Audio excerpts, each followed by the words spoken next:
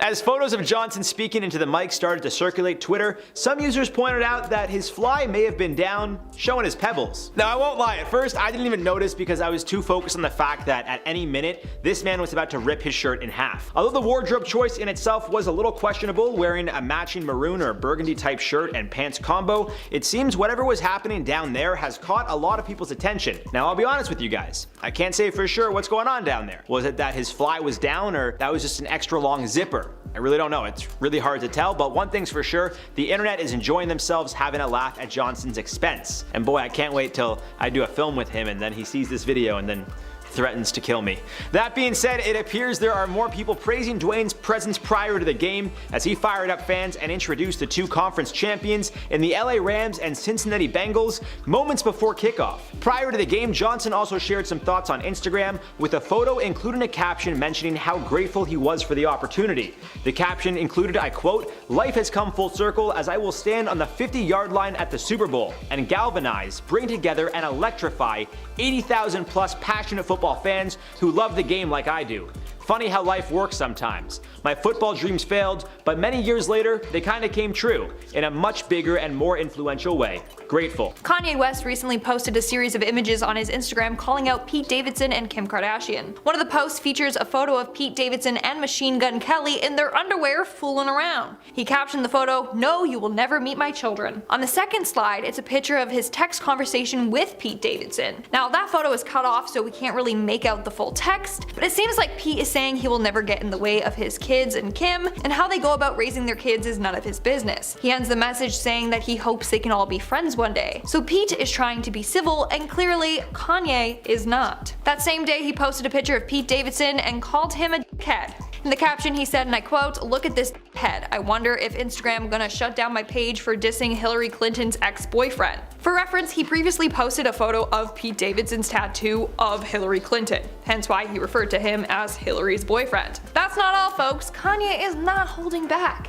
He also posted an edited photo of him as Venom facing off with Pete Davidson. The title West vs. Davidson Fight Night was edited onto the photo. He also posted another photo calling out Pete when he was in a relationship with Ariana Grande. The photo says that Pete sent intimate photos he had with Ariana to Mac Miller as a way to prevent Mac from getting back with her. When Ariana discovered this, she ended the relationship. So Kanye posted that and captioned it, "No comment." So you get it. Kanye really hates this guy's gut and he's trying to just expose him. With everything that he posted, it's no shock that he's trending. People are wondering, what's up with all the posts? In fact, he had to make a post proving that he wasn't hacked because at this rate, people thought that he was. Even though Kanye was trending for all the wrong reasons, he didn't let that ruin his day. In fact, he was seen at the Super Bowl with North and Saint. But if you saw him, you might not have recognized him. That's because he was wearing a full black mask covering his entire face. He was previously spotted wearing this mask on his Instagram post when he said he wasn't hacked. Is this going to be a new look for Kanye? Maybe he'll wear this whenever he's in public.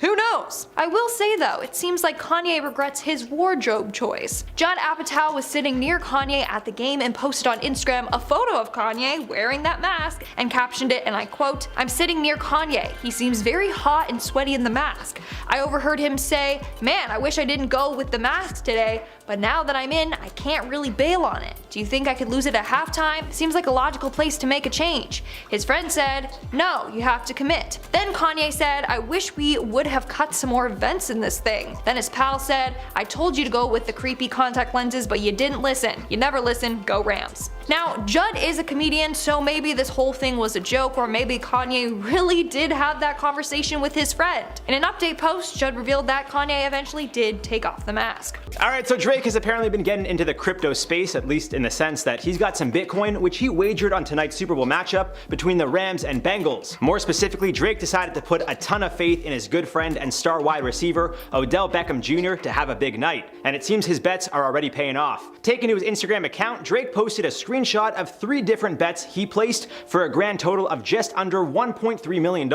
Those bets included a moneyline wager for the Rams to win the game, as well as 2 prop bets specifically pertaining to OBJ's performance. One of the bets is for Beckham to get at least 1 touchdown, while the other is for him to have a total of over 62.5 yards in the game. Drake placed 600,000 Canadian for the Rams to win, while placing another $500,000 on the other 2 bets each. In total, he could win $2.26 million, profiting over $1 million total. At the time of this recording, Odell already got a touchdown and has 52 yards in the game with 2 receptions. If this is a sign of things to come, it seems Drake could have himself a night. Getting back to Drake's Instagram post, it seems he reinforced his close relationship with the Rams wideout, not only sharing a photo of a pair of gloves Beckham gifted him, but also captioning his post, "All bets are in on the family." Speaking to the media prior to the big game, Beckham said, I quote, "I've got to come through for him, but ultimately, bro, I just want to be able to hold that trophy up, look your brothers in the eyes like, man, we did it, and just feel that joy."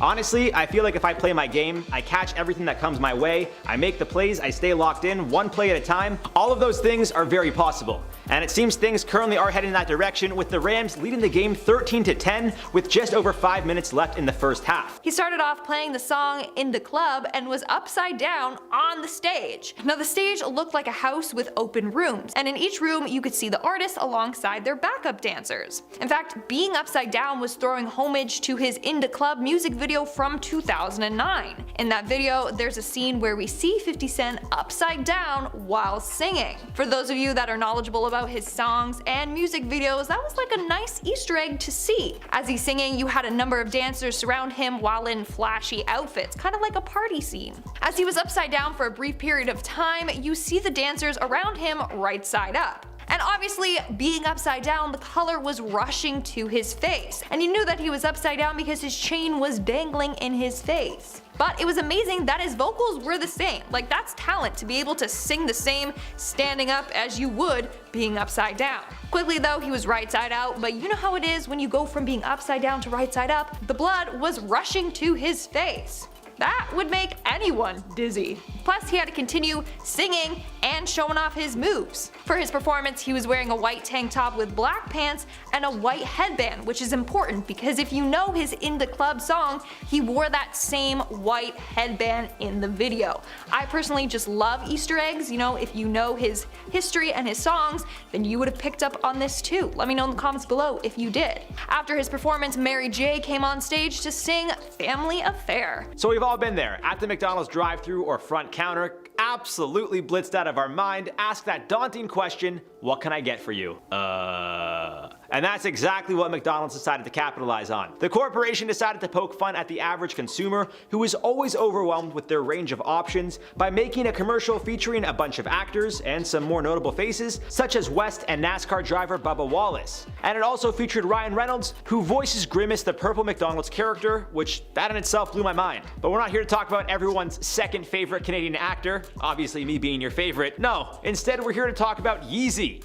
And to say that Kanye West's cameo in the commercial was short-lived, well, that would just about sum it up. For whatever reason, West was seen pulling up into the McDonald's drive-thru in a tractor, repeating the lines as majority of the other actors, with a good old, Prior to the commercial airing, it seems some eagle-eyed fans of West, shout out the Eagles, were certain he'd be featured in the commercial when the McDonald's Instagram page posted a photo of the corner of the tractor's tire. In response to the photo tweeted by McDonald's as well, a user replied, "Is that Kanye's truck?" Back in 2020, Kanye used the Russian Sherp ATV to give away pairs of his Yeezy QNTMs, and he also gifted the same vehicle to his longtime friend 2 Chainz. Back in 2018, West did tweet that McDonald's is his favorite restaurant. Maybe they decided to show their support for the rapper the way he's shown his support for them, especially as he goes through what appears to be yet another tough time. If you take one look at Kanye's latest Instagram posts, well, it's clear he doesn't really care what anyone thinks. Some are making jokes that he's off of his medication, but truthfully, I just think it's Kanye being unapologetically himself. And it's nice to see a corporation like McDonald's decide to go through with airing the commercial, knowing the potential backlash they could receive. Or maybe they know Kanye will just be trending, so they saw it as an opportunity to capitalize. I mean,